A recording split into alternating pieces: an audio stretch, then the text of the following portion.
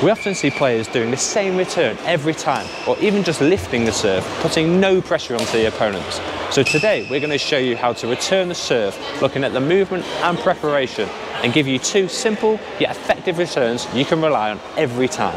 The first thing we need to look at is your stance. So you should have your non-racket leg in front, and this will take most of the load. And your racket leg should be still ready behind you, either on the balls of your feet or on your toes, and your front foot should still be facing forwards. To take the shuttle as early as possible and increase your chances of playing a better shot, you want to stand as close to the service line as possible.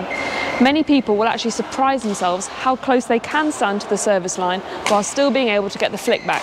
So you want to be in a bevel grip when returning from both sides, because having your thumb on this ridge will help you adapt your grip depending where the server serves to you. For example, if you stand in a forehand grip and the server serves here, which would be a good idea from them, then it would take you a long time to change your grip and move to this position. Similarly, if you stand in a backhand grip, then it will take you longer to react to a serve here. So in this position. So for the movement, there are 2 choices, and it's widely debated which is best. However, we believe that it's whatever feels most comfortable for you. So first, we have, when you're in your ready position, you want to use your racket leg that's at the back to drive forwards like this. Now the second option is to lead with your non-racket leg. So for this, in your ready position, you want to transfer your weight to your racket leg and then use this to drive forwards. You only want to use a slight weight transfer. So have a play around with both of those options, see which one gets you to the shuttle earliest and what you feel most comfortable with. Some people even use both, just depends what shot they're playing and where they're moving to after. We're now going to teach you 2 reliable and effective return of serves. Firstly, we have a net shot return. This is so simple but hardly ever used. You can play it in response to any short serve, and if you play it well, you will nearly always get a lift or weak reply. Some key tips for a quality net shot are to hit the shuttle with a flat racket face so it doesn't go too high over the net. Don't bend your wrist too much, and certainly don't use your arm too much.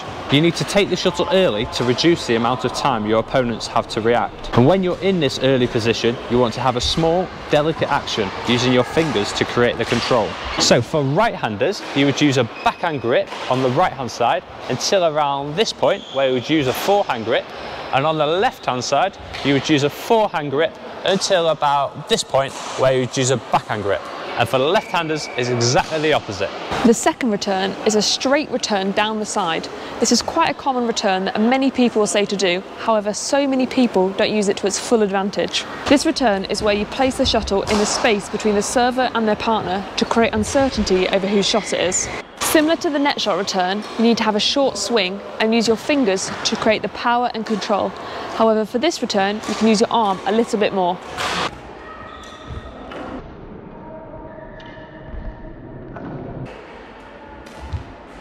For this return, we'd recommend bringing your racket leg through so that you can take the shuttle as early as possible and commit to the shot. This means that you're more likely to get the shuttle travelling in a downwards direction, putting your opponents under more pressure. This return should only be done if your opponent serves to the tee or to your body. It's really hard to do if they serve too far across you or even out wide, and this is where you need to be adaptable. I'm going to return straight down my side.